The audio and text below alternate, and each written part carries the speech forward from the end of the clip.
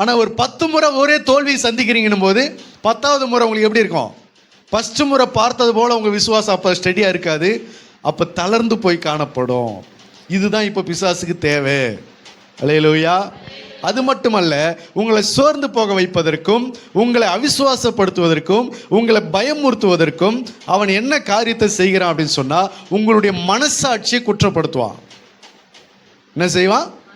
ஒரு மனசாட்சி, உங்களுக்கு மனசாட்சி இருக்குல்ல, அந்த மனசாட்சியை அவன் குற்றப்படுத்துவான்.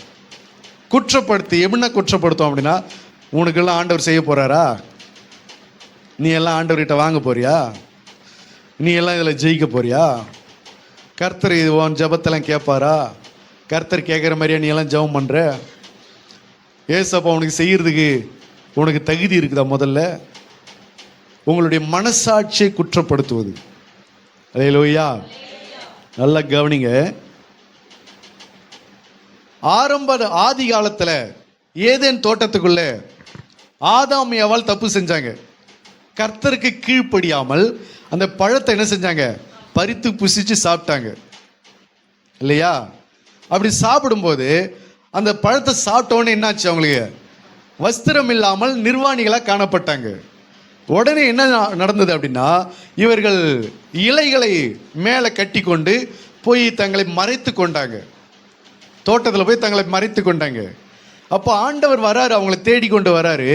ஆதாமே நீ எங்கே இருக்கிறாய் அப்படின்னு கேட்குறாரு. ஆதாமே நீ எங்கே இருக்கிறாய் அப்படின்னு கேட்குறாரு. அப்போ அவன் விபரத்தை சொல்கிறான், நான் நிர்வாணியாக இருப்பதினால் தேவனே உமக்கு பயந்து நான் ஒளித்து கொண்டிருக்கிறேன் அப்படின்னு சொல்லி. இப்போ ஆண்டவர் கேட்குறாரு, நீ நிர்வாணி என்று உனக்கு சொன்னவன் யாரு அப்படின்னு கேட்குறாரு. அல்லேலூயா. ஃபர்ஸ்ட் என்ன சொன்னார் கண்டிஷன்? இந்த பழத்தை புசிக்கும் நாளில் நீ சாகவே சாவாய் அப்படின்னு சொல்லிட்டாரு. அதை மீறி இவங்க பறித்து சாப்பிட்டாங்க, நிர்வாணிகளாக மாறிட்டாங்க. இப்போ கர்த்தர் வந்து, ஏன் பழத்தை பறித்து சாப்பிட்ட, நான் சொன்னதை ஏன் மீறின அப்படியெல்லாம் சொல்லலை. ஃபர்ஸ்ட் அவங்களை எடுத்த உடனே என்ன கேட்குறாருன்னா, நீ நிர்வாணி என்று உனக்கு சொன்னது யாரு? நான் சொன்னனா? அப்படின்னா என்ன அர்த்தம் தெரியுமா? தான் செய்த பாவத்தின் நிமித்தம் மனசாட்சி கூனி குறுகி போகுது இவனுக்கு. தன்னை போய் மறைத்து கொள்கிறான். கர்த்தர் முன்னாடி பேசுறதுக்கு தைரியமற்றவனா இருக்கிறான். கர்த்தர் முன்னாடி நிற்கிறதுக்கு தகுதி இல்லாதவனா இருக்கிறான். அந்த மனத்தாழ்மையினால, அந்த தாழ்வு மனப்பான்மையினால தங்களை போய் மறைத்து கொள்கிறாங்க ரெண்டு பேரும். அவங்களுடைய கர்த்தரை ஏறெடுத்து பார்க்கவோ, அவரிடத்துல பதில் சொல்லவோ, அவரிடத்துல பேசவோ இப்போ இவங்களுக்கு என்ன கிடையாது, ஒரு தைரியம் வரல, தகுதி வரல. அதனால போயிட்டு தன்னை மறைத்து கொள்ளும் போது ஆண்டவர் என்ன சொல்றாருன்னா, நீ நிர்வாணி என்று உனக்கு அறிவித்தவன் யாரு? நான் சொல்லலையே, நீ எங்க இருக்கிறன்னு தான் கேட்கிறாரு. ஆனா இவங்க செஞ்ச எல்லா விஷயமும் யாருக்கு தெரியும்? கர்த்தருக்கு தெரியும். ஆனா தெரிஞ்சாலும் கூட நீ எங்க இருக்கிறன்னு கேட்கிறாரு. ஏன் நீ போய் மறைத்து கொண்டு? உன்னை நிர்வாணி என்று நான் என்ன பண்ணல, உன்னை அறிவிக்கவில்லை அப்படின்னு சொல்றாரு. அல்லேலூயா. உலகம் முழுவதிலும் சாபம் உண்டாக்குகிற காரியத்தை ஆதாம் ஏவாள் செய்த போதும் கூட அவர்கள் என்ன செய்யல, அவரு ஏன் இப்படி பண்ணீங்க, ஏன் இப்படி போனீங்க அப்படிலாம் ஃபர்ஸ்ட் எடுத்தவொடனே கேட்கல. அதுக்கப்புறமா என்ன பண்றாரு, விசாரிச்சு அவங்களுக்கு அது நிமித்தம் வரக்கூடிய தண்டனைகளை கொடுக்கிறாரு.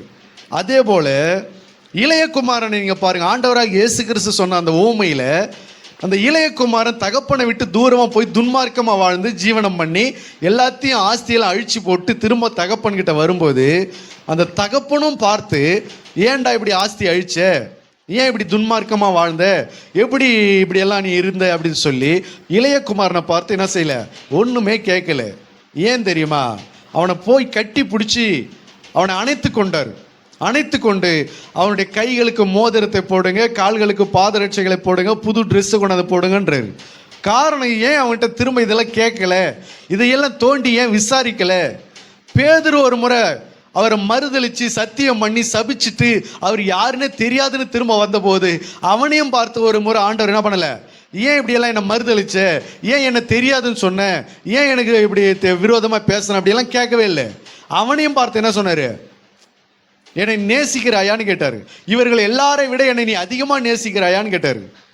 அப்போ ஆதாம் ஏவாள்கிட்டையும் ஏன் இந்த தப்பு பண்ணீங்கன்னு ஃபர்ஸ்ட் எடுத்தவொடனே என்ன பண்ணல, கேட்கல.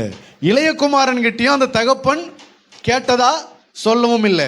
இயேசு கிறிஸ்து தம்முடைய வாழ்க்கையில் உங்களோட காட்டி கொடுத்த சீஷர்களையோ, மறுதளித்த சீஷர்களையோ, சபிச்ச சீஷர்களையோ, விட்டுட்டு ஓடி போன சீஷர்களையோ ஏன் இப்படி எல்லாம் பண்ணீங்க என்று சொல்லி கர்த்தர் என்ன பண்ணல, அவர்களை கேட்கல. ஏன் அப்படின்னா, ஏன் இதெல்லாம் அவர் கேட்கலன்னா, அவர் கேட்க ஆரம்பிச்சுட்டார்னா சாத்தான் அவருடைய இருதயத்தை குற்றப்படுத்த தொடங்கிடுவான். அவர்களுடைய இருதய மனசாட்சி குற்றப்படுத்தி கர்த்தர்கிட்ட வரவிடாமலேயே பண்ணிடுவான் என்பது யாருக்கு தெரியும்? கர்த்தருக்கு தெரியும். அதனால தான் அவங்க அவ்வளோ பெரிய தப்பு பண்ணியிருந்த போதும் கூட அவர்கள் பண்ண தப்பை பார்த்து என்ன பண்ணலை, ஏன் இப்படி பண்ணீங்கன்னு கேட்கல. ஒரு முறை விபச்சார ஸ்திரியை கொண்டு வந்து அவர் முன்னாடி நிறுத்துறாங்க. ஆண்டவரே, மோசேயினுடைய நியாயப்பிரமாணத்தின்படி இவளை கல்லெறிந்து கொள்ள வேண்டும், நீங்கள் என்ன சொல்கிறீங்க அப்படின்னு சொன்னாங்க. அப்போ ஆண்டவர் சொல்கிறாரு, உங்களில் பாவம் இல்லாதவன் முதலாவது கல்லெறிய கடவுன்னு சொல்லிட்டு சொல்கிறாரு. அவங்க எல்லாரும் போயிட்டாங்க. அப்புறம் அப்போ அந்த ஸ்திரியை பார்த்து கேட்குறாரு, அந்த விபச்சாரம் செய்த ஸ்திரியை பார்த்து கேட்குறாரு, இனி பாவம் செய்யாதன்றாரு. என்ன செய்யாத? இனிமே பாவம் செய்யாத. அந்த அம்மாவை பார்த்து ஏன் இப்படி பண்ணீங்கன்னு கேட்டாரா? இல்லை, இனி பாவம் செய்யாதன்றாரு. 38 வருஷம் உள்ள வியாதிஸ்தனை பார்த்து உனக்கு அதிக கேடானது ஒன்றும் வராதபடிக்கு இனி பாவம் செய்யாதன்னு சொன்னார். ஏன் இப்படி பண்ணீங்கன்னா என்ன பண்ணலை, கேட்கல.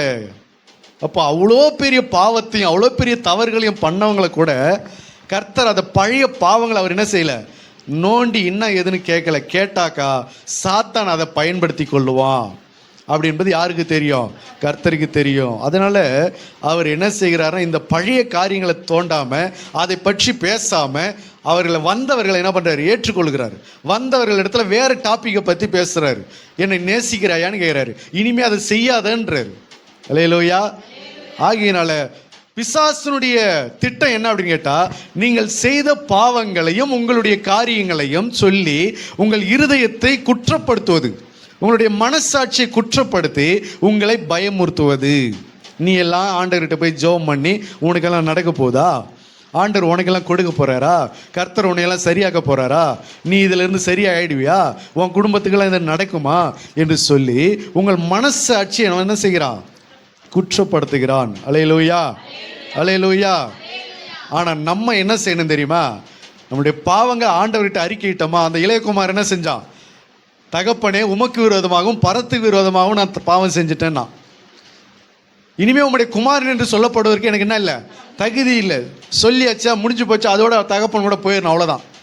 திரும்ப என்ன பண்ணிக்கிட்டு இருக்கக்கூடாது, அந்த பழைய பாவத்தை நோண்டி அதை பற்றி பேசி கொண்டிருக்க கூடாது. அப்படி பேசும்போது அங்கே பிசாசானவன் என்ன செய்கிறான், மனசாட்சியை இருதயத்தை குற்றப்படுத்தி உனக்கு விசுவாசம் வராத அளவுக்கு பண்ணிடுவான். நீங்கள் கர்த்தர்கிட்ட நெருங்காத அளவுக்கு பண்ணிடுவான். நீங்கள் தேவனை தேடாத அளவுக்கு அவங்கள பின்வாங்க செஞ்சிருவான். உங்களுடைய விசுவாசத்தை நீர்த்து போக செய்து விடுவான். அல்லேலூயா. ஆகையினால கர்த்தருடைய பிள்ளைகள் என்றைக்குமே எந்த பயத்துக்கு நீங்கள் என்ன செய்யக்கூடாது, இடம் கொடுக்க கூடாது. எந்த பயம் வந்தாலும் அந்த பயம் யாருக்கு வந்தது, யார் கொடுத்தது? அது சாத்தான் கொடுத்த ஒரு பயம். எதுக்காக பயப்படுறீங்க? அது யார் கொடுத்த பயம்? சாத்தான் வந்தது, கொடுத்த பிசாசு கொடுத்தது. அதனால இன்னைக்கு இல்லை, என்னைக்குமே நீங்கள் என்ன செய்யக்கூடாது, பயப்படுற ஒரு சூழ்நிலை உங்களுக்கு வருதுன்னு சொன்னால் அந்த பயம் அது உண்மையாகவே கர்த்தரால் கொடுக்கப்பட்ட பயம் அல்ல, அது பிசாசால் கொடுக்கப்பட்ட பயம். நீங்கள் பயப்பட வேண்டிய ஒரே ஒரு பயம் தேவ பயம்தான். ஹல்லேலூயா.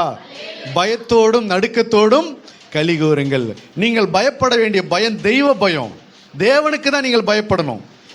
மனுஷருக்கு பயப்படுகிற பயம் கண்ணியை வருவிக்கும் என்று சொல்லி வேதம் சொல்கிறது. நீதிமொழிகள் 29:25 வாசிக்க வேண்டாம்.